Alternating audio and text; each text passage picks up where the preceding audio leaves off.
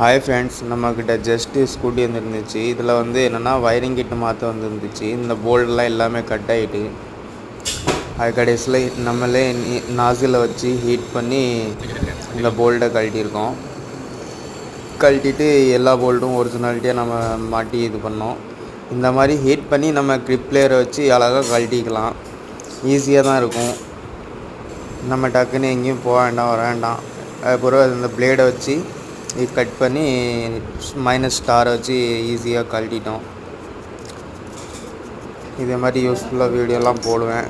லைக்கே பண்ண மாட்டீங்க friends, please like பண்ணுங்கள், கொஞ்சம் சப்போர்ட் பண்ணுங்கள்.